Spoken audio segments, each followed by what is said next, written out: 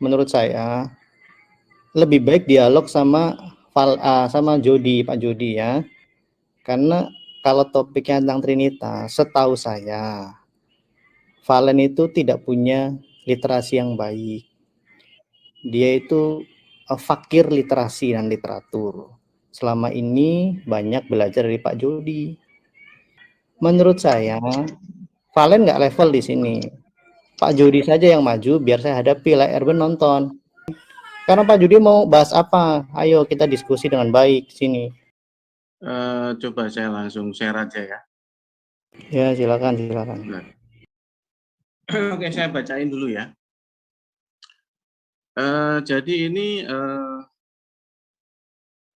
ada ajaran monofisit ya. Monofisit itu mengajarkan bahwa Kristus hanya sehakikat dengan Allah ya, bukan dengan manusia. Jadi ungkapan ini bukanlah ingin menyatakan eutikes, menolak kemanusiaan Kristus, tetapi baginya kemanusiaan Kristus telah terserap oleh keilahiannya.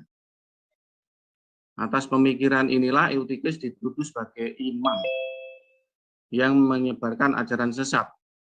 Lalu kemudian atas tuduhan inilah kemudian Eutyches dipanggil ke sinode yang dipimpin oleh Patrik Konstantinopel dan seterusnya. Lalu kemudian ajaran Eutyches ini juga dikutuk oleh Paus Leo I yang ditulis dalam bukunya berjudul Tomus atas ajarannya yang dianggap sesat ini. Lalu kemudian selanjutnya pembelaan Uskup Alexandria ini membuat Eutyches masih bertahan. Ya. Belum di-share filenya, diperbesar dulu. Oh, itu kecil ya. Gini ya. Udah ya? Udah? Nah, udah. Oke, kok bisa aneh begitu ya? Bisa kebalik nggak? Ini Bapak mau bahas Eutychusnya, monofisitnya, atau Konsili Kalsedonia? Saya mau membahas tentang monofisitnya ini. Jadi, kalau kita tarik garis ya, ini kan kristologi monofisit ini kan dibela oleh Uskup Alexandria. Nah, corak doktrin Alexandria itu memang memiliki kecenderungan itu oneness ya, oneness atau homoousios logos. Nah, ini panjenengan sendiri bagaimana posisinya terhadap monofisit Eutyches ini? Itu aja. Enggak, satu-satu dulu. Anda mau bahas Uskup Alexandria? Saya mau bahas posisi doktrin panjenengan. Loh, apa hak Anda membahas posisi doktrin saya? Enggak, maksudnya membela ini atau berlawanan atau bagaimana? Loh, ya sebentar gini. Kalau mau bicara substansi ini bagi saya kecil ya bahas kayak gini. Tapi masalahnya gini. Apa dasar Anda untuk mencari tahu, menggugat atau apapun itu namanya doktrin yang saya pahami sebagai Kristen yang sejati? Nah, apa Anda hanya iseng sambil ngopi atau pengen menggugat Trinitas, menggugat kekristenan, atau apa gitu? Biar saya tahu cara jawabnya, model yang mana. Ya, saya hanya mau membahas ini. Ya, bahasnya apa? Dasar berdiri Anda apa? Posisi panjenengan. Anda ingin bahas secara akademik, main-main, atau bagaimana? Posisi panjenengan terhadap doktrinnya Eutyches ini bagaimana? Bentar dulu. Anda tahu saya posisinya seperti apa? Ya, saya nggak tahu, makanya saya tanya. Loh, Anda harusnya nanya dulu, jangan ngasih tahu ini. Loh, saya kan ngasih tahu tentang master knowledge Wikipedia ini.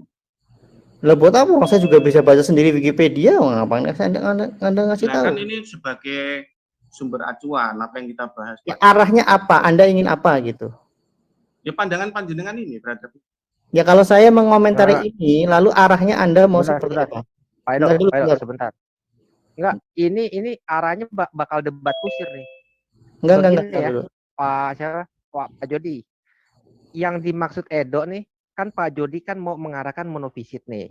Nah, di dalam monofisit yang Pak Jody ini nih, yang Pak Jody mau, kan pasti ada dalil di dalam kitab suci gitu loh. Paham nggak Pak Jody?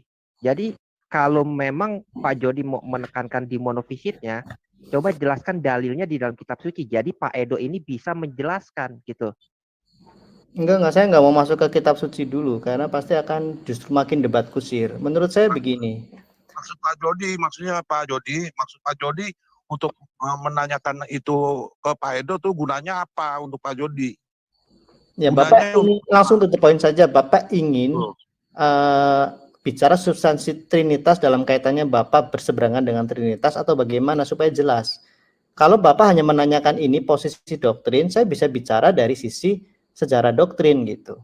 Posisi saya tanya itu aja. Gini Pak ya, oke lah ya. Saya pikir harapan saya sih Bapak bergaul dengan Valen itu lebih akademis, tapi mana semakin parah kayak gini, maaf ya. Jadi gini Pak Jody ya. Sudah jelas bahwa saya adalah Kristen dan saya pasti Trinitas. Karena Kristen pasti Trinitas. Itu premis yang sudah bertahan sejak gereja mula-mula. Oke? Jadi kalau Anda arahnya mempertanyakan mengenai Trinitas, artinya Bapak di luar kekristenan, itu harus jelas. Mengapa demikian? Karena ada dasar hukumnya, legalitasnya, sejarahnya. Seluruh arus utama kekristenan itu berada pada posisi Trinitas. Yang pertama. Terus yang kedua, doktrin Trinitas yang dituangkan dalam rumusan-rumusan pengakuan iman universal maupun beberapa konsili gitu ya, meskipun terjadi skisma, itu sudah tidak pada posisi menentang formula tentang pembedaan-pembedaan di dalam diri Allah yang esa. Nah, jadi kalau to the point saja, nggak usah muter-muter gitu ya, bahas monofisit lah, bahas Uskup Alexandria lah, langsung saja apa yang Anda ingin gugat dari Trinitas gitu.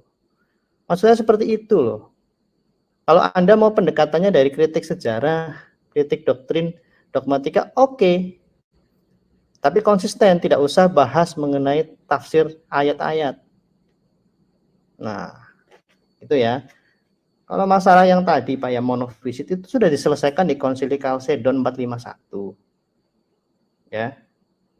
Jadi bahkan sempat ada konsili yang dilakukan oleh Eutyches ya dan temannya gitu, yang sudah dipecat oleh Uskup Alexandria, yang intinya ya memang itu tidak sesuai dengan yang sudah diakui dan diterima oleh secara universal oleh gereja yang am. Ya, jadi jangan loncat langsung ke 451 dulu, itu Bapak cari aman. Kita bahas dulu setua apa doktrin Trinitas ini. Gitu loh, jangan loncat ke Konsili Chalcedon dulu. Kan gitu kalau mau bicara akademis. Supaya orang-orang yang ada di YouTube itu juga makin cerdas. Tidak makin bodoh, apalagi goblok melihat cara-cara berdialog yang seperti ini. Gitu loh Pak Jody ya. Silakan ditanggapi dulu Pak. Ya, tanggapi Pak. Pak Jody. Ya, coba tanggap Pak. Statementnya Edo tadi Pak. Ya mungkin saya baru aja ya mungkin tadi siang baca itu. Jadi sekilas mungkin itu yang baru ingat gitu ya. Ya langsung saya buat topik gitu aja. Nah iya makanya gini maksud saya Pak Jody mau bahas substansi teologis terkait yang tadi Bapak sampaikan dan saya sampaikan, atau kita mau bicara hal yang lebih apa ya, lebih tepat konteksnya ya, karena Bapak kan lebih suka menyodorkan premis-premis yang terkait dengan sejarah kekristenan, sejarah dogma, doktrin. Oke, saya lebih suka malah seperti itu daripada bicara tafsir ayat-ayat. Anda pada posisi triteisme, subordinasionisme. Kalau kita jelas tidak pada posisi dual ontologis atau apa gitu ya. Kita pada posisi yang Trinitas sudah jelas, satu substansi, kesetaraan gitu ya. Jadi itu sudah selesai bagi kami Pak. Nah, Kalau mau bicara dari sisi sejarah, dengan senang hati, kami jelas dasarnya bahwa gereja sudah selesai sejak mula mengenai rumusan satu Allah yang esa, ya. Bapak Gereja Irenaeus sudah menjelaskan itu dengan tegas di abad kedua, di awal abad kedua. Ignatius, murid Rasul Yohanes, juga sudah menjelaskan Allah yang esa. Ada pembedaan dalam diri Allah yang esa itu. Tertullianus menegaskan lebih lagi, satu substansi, bukan dalam kondisi ontologis, dan seterusnya, dan seterusnya. Bapak nggak perlu saya ajarin, sudah tahu itu semua. Nah, pertanyaan saya sangat mudah. Jika Anda menggugat Trinitas, bisa nggak sodorkan hasil konsili gereja yang bersifat universal yang mengatakan bahwa Trinitas itu salah? Itu dulu, Pak. Kalau memang ada temuan seperti itu, data sejarah misalnya ya, misalnya Pak Jody masuk dalam forum sejarawan, biblical historian misalnya, yang arkeologi atau apapun itu namanya, yang berhasil menemukan data sejarah, catatan sejarah bahwa doktrin Trinitas itu unacceptable, ilegal, dan seterusnya. Nah, dengan senang hati, Pak. Dengan senang hati kita bahas. Tapi kalau Bapak tidak punya data seperti itu, Bapak hanya membentur-benturkan apa yang sudah selesai oleh gereja sejak dulu, lalu untuk apa kami meladeni Anda? Untuk apa? Apalagi Wikipedia gitu. Itu loh Pak Jody. Silakan ditanggapi Pak Jody. Oke, baik. Mungkin apa ya, kita ada perbedaan sudut pandang lah ya, baik mengenai bagaimana diskusi ataupun kontennya itu. Jadi mungkin karena memang ya di samping perbedaan konten juga ya kurang cocok ya cara kita berdiskusi. Ya mungkin saya pamit dulu ya. Terima kasih buat kesempatannya ya, bisa ngobrol dengan panjenengan semua ya. Tuhan Yesus memberkati. Pak, jadi maksudnya Pak Jody gimana?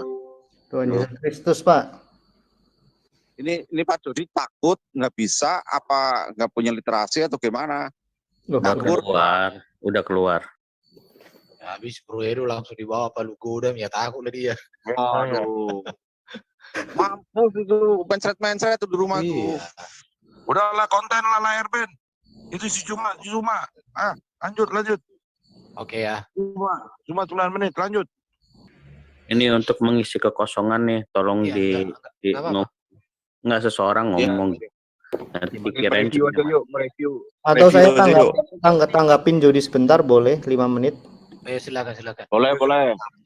Oke, saya mau share data ya, yang saya rangkum sebenarnya udah saya siapkan untuk untuk Valen CS ya. Tadi kan saya mencoba menyiapkan ini, coba tuangkan dalam PowerPoint. Kalau yang datang kutu kupret, yang hadapin saya aja, jangan guru lah. Yang saya hadapin saya, Pak Wawan, Domba gitu. Itu si Valen suruh masuk aja di sini, Valen. Undang lagi. Valen. Domba kecil nanti itu seruduk aja. Oke. Jadi gini ya, Pak Jody yang terhormat, yang terkasih, di dalam nama Tuhan Yesus Kristus, bukan Tuhan Yesus tok, Pak. Salah, Tuhan Yesus Kristus, Pak Jody. Nah, semoga Anda mendengar ya, juga teman-temannya Valen juga mendengar ya, Valen juga mendengar. Jadi doktrin Trinitas itu, sebentar ya, saya mundur sedikit lah ya. Pertama, Anda harus bisa bedakan apa itu Trinitas dan apa doktrin Trinitas. Jadi Trinitas itu sudah ada di dalam kitab suci kami. Nah, lalu bagaimana menjelaskan itu dalam kaitannya kebutuhan gereja saat itu? Gereja mengabarkan Injil, gereja juga harus menjawab pertanyaan terkait iman Kristen. Nah, terkait kebutuhan itu kita tahu ya bahwa ada yang disebut dengan ajaran doktrin. Nah, memang ortodoksi ajaran kekristenan itu berproses, bahkan tidak lebih cepat atau lebih dulu dari gnostisisme yang saat itu sudah ada ya, termasuk ada filsafat pagan lah dan apapun namanya itu, sinkretisme dan sebagainya. Ya karena memang berproses. Nah, tapi luar biasa dalam proses ini justru tidak bertentangan dengan substansi yang ada yang di dalam kitab suci.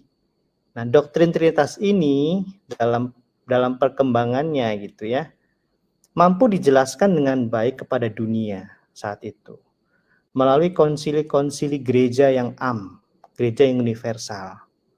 Sudah selesai kekristenan. Tidak ada kebingungan firman itu ciptaan, firman itu makhluk, tidak ada. Gitu loh. 2000 tahun kita sudah selesai. Gitu loh. Jody baru berapa? Misalnya umurnya 40 tahun bingung sendiri dia. Bingung. Jadi jangan bingungan Pak Jody. Ya, Anda baca lagi surat baptis Anda, surat nikah Anda itu semuanya Anda lakukan di gereja yang Trinitas, gereja Kristen. Itu ya Pak Jody ya. Nah kalau Valen saya nggak tahu dia sebut apa, umat bingungan atau umat apa ya.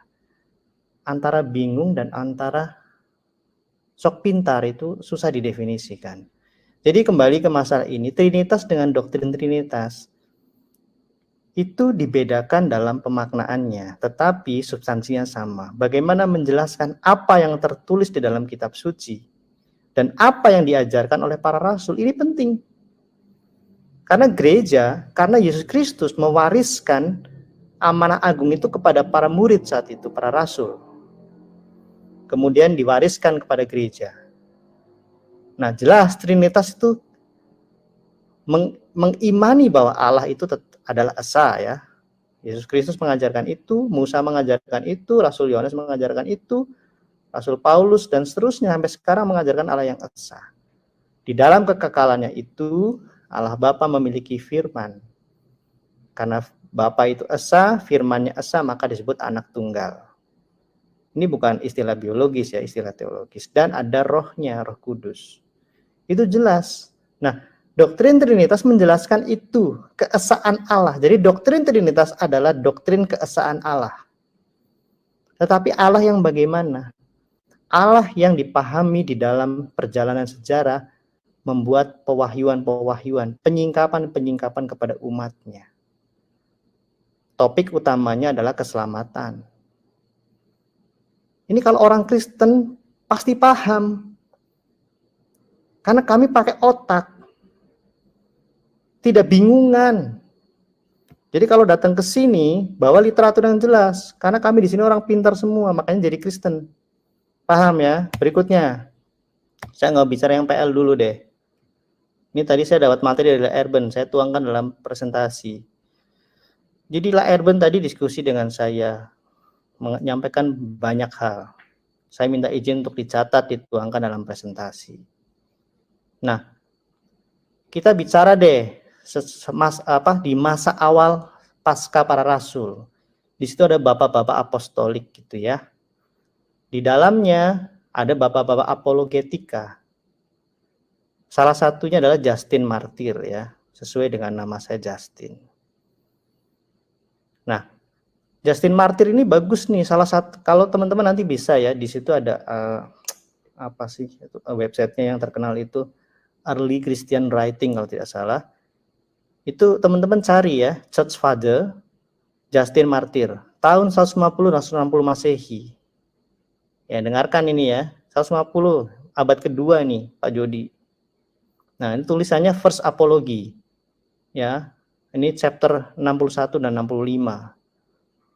Sekitar kolom atau halaman 419 sampai 422. Ini bicara tentang formula baptisan yang menunjukkan pembedaan. Nah, ini kata kuncinya pembedaan. Bapa, Putra dan Roh Kudus. Terus kemudian dididake 7 ya 1 sampai 3 juga menjelaskan tentang formula baptisan. Jadi pola-pola triadik ya, triade atau trias, kata-kata triade ini awal mulai dari Theophilus, dari Antioquia. Itu jelas ada di dalam gereja, sudah diyakini, memang detail ajarannya itu masih berproses. Tidak seperti kita sekarang di abad 20 sudah ada teologi sistematika, kita tinggal pelajari. Tapi kan dari mana asalnya? Dari sini. Nah kemudian ya, nah ini nih, Bapak Gereja Ignatius, ini bukan kaleng-kaleng. Kalau tidak salah ya, kalau teman-teman tahu, mungkin kalau saya salah dikoreksi, Ignatius ini murid dari Rasul Yohanes. Orang beriman adalah sebagai batu-batu yang diangkat dan diletakkan pada tempatnya di bait Allah oleh salib Kristus yang menjadi dereknya dan Roh Kudus sebagai talinya. Ini tertuang dalam surat Ignatius kepada jemaat Efesus. Ya, tidak dikanonkan sebagai kitab suci. Dan juga kepada jemaat di Magnesians, kalau saya tidak salah mengartikan ini. Ya. Kemudian ini penting nih, anak atau firman itu logos gitu ya, karena saat itu teologi tentang logos belum banyak yang tahu, karena saat itu kan memang media, buku, tulisan itu kan masih belum tersebar luas. Injil Yohanes yang memuat tentang logos keilahian Yesus itu juga belum tersebar luas. Tetapi Bapak Gereja konsisten menegaskan bahwa firman atau anak itu kok eksis bersama Bapa sebelum segala zaman. Kita jangan bicara ditarik dulu ke masalah pribadi Yesus. Saya tidak suka ketika Pak Jody tadi tiba-tiba loncat ke kristologi. Bicara Yesus, pribadi Yesus, itu kan tidak fair. Loncat ke tahun 451 misalnya, nggak bisa dong. Pak Jody harus konsisten, bicara dulu dari abad awal. Setelah zaman para rasul. Gitu. Nah, dan ini jelas ini. Anak kok eksis bersama Bapa, keilahiannya ya maksudnya firman. Nah, jadi catatan di bawah saya bacakan, banyak paparan doktrin Trinitarian di gereja mula-mula diambil dari PL.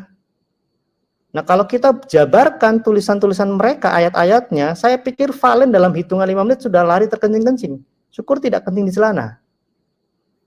Ini tulisan Bapak Gereja, ini jelas nih memuat ayat-ayat perjanjian lama di Yesaya, di Mazmur, semuanya dikupas, konsisten.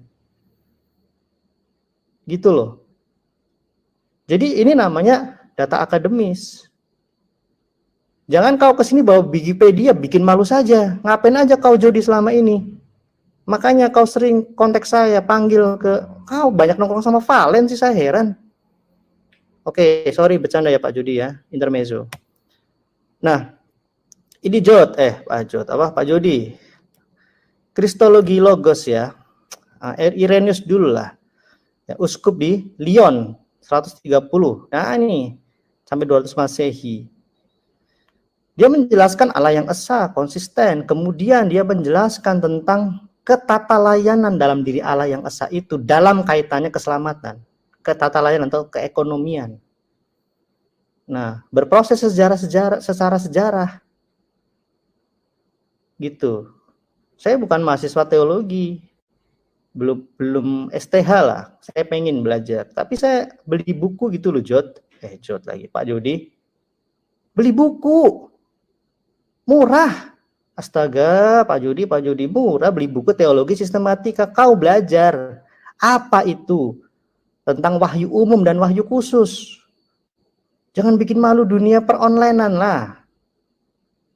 Gitu. Nah, jadi Pak Jody, kita umat Kristen lurus, ortodoks ya, ortodoksinya jelas kepada ajaran para rasul dan bapak-bapak gereja mengenai keesaan Allah. Kemudian kristologinya juga jelas dalam kaitannya keselamatan umat manusia, Allah mengutus anak yang tunggal menjadi manusia, bukan menjadi kodok. Karena yang diselamatkan adalah manusia. Kemudian Irenaeus juga menjelaskan penciptaan itu, ini pola triadik juga nih, dengan dua tangannya. Nah, karena Allah, bersama Allah selalu ada firman dan hikmat, anak dan roh. Kemudian titik-titik kepada siapa ia juga berbicara mengatakan, baiklah kita menjadikan manusia menurut gambar dan rupa kita. Nah, ini ditulisannya adversus hieresis 4.20. Dan jelaskan juga anak dan roh sama-sama kekal bersama Bapa dan satu. Nah, ini satu dengan Dia. Yang terakhir ya, Tertullian lah. Ini jangan dialihkan, oh Tertullianus subordinasionisme, saya bisa jelaskan itu, tidak. Ya, di bagian poin terakhir, Tertullian menerima pembedaan para apologet antara firman, nah, logos dalam bahasa Yunaninya, yang imanen dan firman yang dipancarkan. Firman selalu inheren dengan rasio. Nah ini, mungkin Tertullianus mengatakan bahwa logos itu baru kelihatan nyata secara eksplisit mulai dari penciptaan. Nah, memang ini bisa menjadi, ini yang seringkali menjadikan Tertullian dituduh subordinasionisme. Tetapi ingat, ya, ingat yang poin awal, kesatuan Allah adalah Trinitas. Ketiganya adalah tiga, bukan dalam kondisi tetapi dalam tingkat, bukan dalam substansi tetapi dalam forma, bukan dalam kuasa tetapi dalam aspek. Namun dari substansi, unius autem substantiae, dan dari satu kondisi dan dari satu kuasa, karena Ia adalah Allah yang esa. Jadi Tertullianus secara ontologis tidak mengatakan ada subordinat. Allah firman-Nya dan rohnya berada dalam satu hakikat.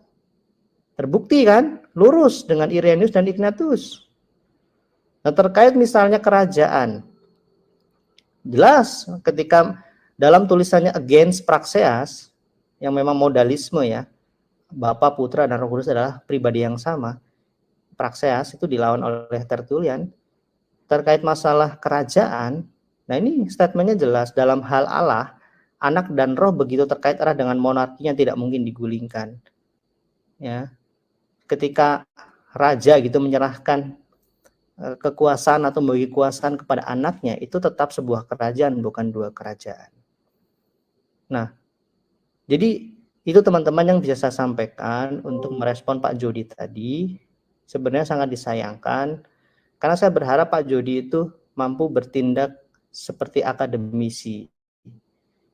Ya, jangan tiba-tiba share Wikipedia. Anak kecil juga bisa gitu kan. Itu saja dari saya teman-teman ya. Makasih. Selamat malam.